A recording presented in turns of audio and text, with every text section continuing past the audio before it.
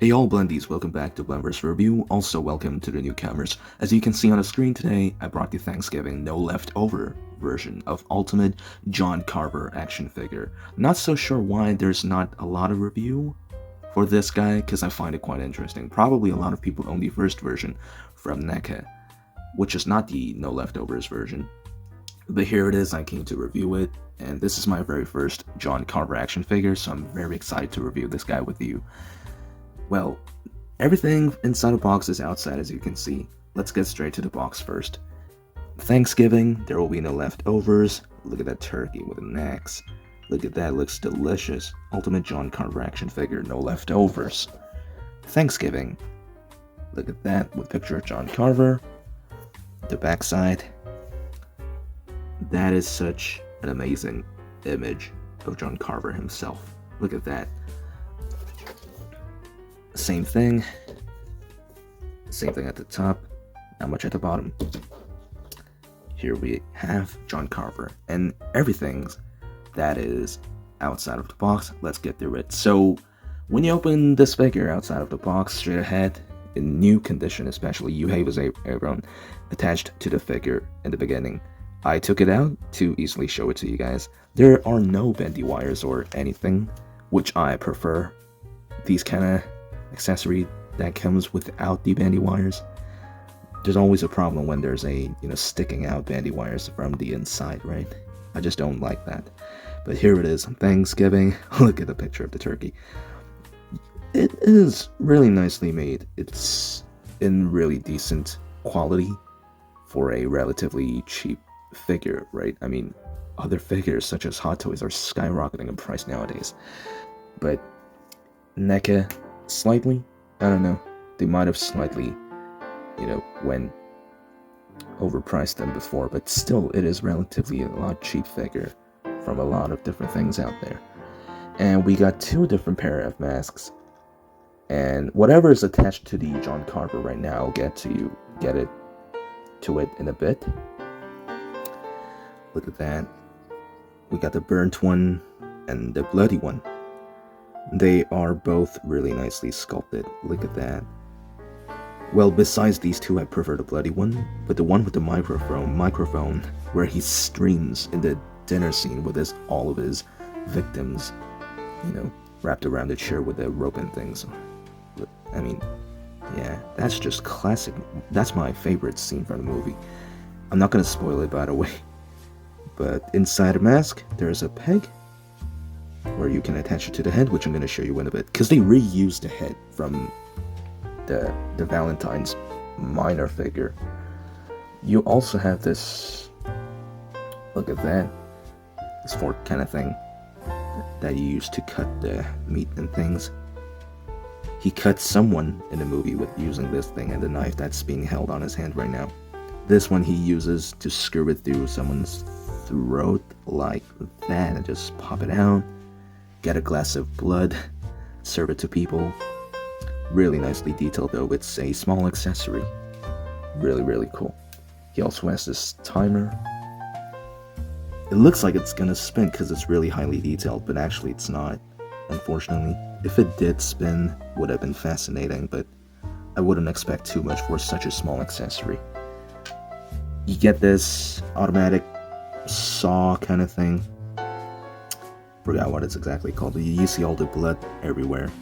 Really, really cool. A bit tiny weathering overall. Look at that. That is really cool. Haha. Look at that. And this is my favorite accessory, where he streams in the dinner scene after he smacks someone's head, which I'm not going to tell you exactly what it is. Go watch the movie. But you see all the emoji, you see the image of the John Carver himself, all the comments, live comments you see. That is amazing. With the tripod doesn't move or anything, but yeah, you get the camera. Basic painting, but really, really, really nice. This thing is not painted, of course. That would have been insane if it was a paint. It's a sticker, top of the layer of this plastic phone piece. Really nice tripod. I really love this accessory. We have a pitchfork. Look at that. Reminds of Friday the 13th, Part 2 Jason Voorhees. His pitchfork as well. Something like that. It's really nicely textured, because it actually feels like a actual stick, like wooden stick, you would find outside near the tree section. And as you put this in his hand pieces, I'm afraid it's gonna create a scuff because it's really roughly textured. Just do be careful. And yeah, nice metallic, kind of bandy because it's really thin. Don't stress it too much, you'll break it. You have this like fire axe, decently painted, nicely sculpted, really nice. I like this accessory a lot too. Look at that. And let's get to hands finally. So this hand and the same exact hand for the other hand comes ideally pre-attached to the figure when you first open it. This is used in order to hold the axe, I believe, because it's widely opened. Not so sure, maybe this one as well. This is more of a open grip hand. It's kind of sad because even in my last previous Myers review, I told people that for these kind of human-based figure has paint chipping for the wrist peg section. Can you see these black paint chipping? Same thing at Cures, so that is really unfortunate. Still, it's a nicely done accessory though. This one's smaller gripping hand, more like a fist. I wish there was a resting, like, gripped hand, Look at that. Oh, wow, look at that. Look at the paint chipping. Damn. Really am not a big fan of that. And I have Ultimate Arctic Clown from Terrifier coming as well, because I pre-ordered it. That thing had a same issue, as I found out watching other review. Very unfortunate, but what can we do? It's what NECA has to improve over time. But before, NECA did much worse with painting, because you always get scuffs before whenever you articulate like elbow joints and things. Now, not really. Finally, let's get to the figure. That's what I've been waiting for to review. Ultimate John Carver with his microphone, based on his dinner scene out there. Look at that. His head is really cool. Love the hat. It's much shorter, and I think it's less wider from the previous version. I unfortunately don't have the previous one. Maybe I should get that as well. But for now, I'm definitely fine with this. That is really, really cool. What do you call this thing that he's wearing surrounding his head section? Like balaclava?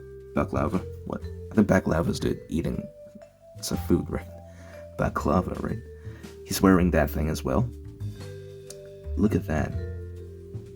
Really, really cool. It's more of a mask that we really have to focus on, so I'm just gonna take the hat off. Just put it on top of this thing. Really nicely done. Microphone. The eye hole. When you take it out, don't get surprised. Like, the hell is that? Who are you? Who are you? They used the exact same mold from the Miner, the Ultimate Miner figure from My Valentine's or whatever the movie was called. My Bloody Valentine, right? Yeah. They used the same thing. He looks extremely surprised for taking the mask out. Oh yeah, now you might know who I am. I'm flippin' exposed. Look at that. But that's not important, because we're gonna put the mask on anyway, right? Well, still really nice. Well, not too much to talk about the jumpsuit anyway, because besides the color section, it's mostly exactly the same as previous Michael Myers figures. Besides the hand, as we looked at, with the knife, and the shoe. His boots. Look at that. See? I really love how it's textured at the bottom. Look at that. Ah, yeah, that is fascinating. Ooh, thought I had a scuff at the backside of the color for a section. It's just the lighting. That scared me. That freaked me out for a bit. But overall, really nicely done wrinkle. Everywhere. Just think of the like older Ultimate Myers figures, like Halloween 2 Myers. I think they're about exactly the same, besides a few different parts.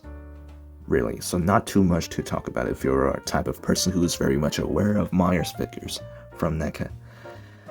Well, as that said, not too much to go through. So, getting to his articulation, I want to remove his mask first because I don't want to break it.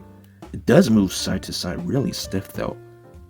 Not much up and down either, so I don't know, maybe I have to heat it up? It sucks.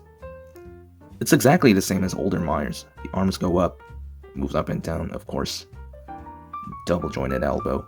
It swivels side to side as well. The wrist swivels. There's a hinge as well. The entire section doesn't really move, though I believe there's an actual joint to move it inside. It can split up and down. Thigh swivel.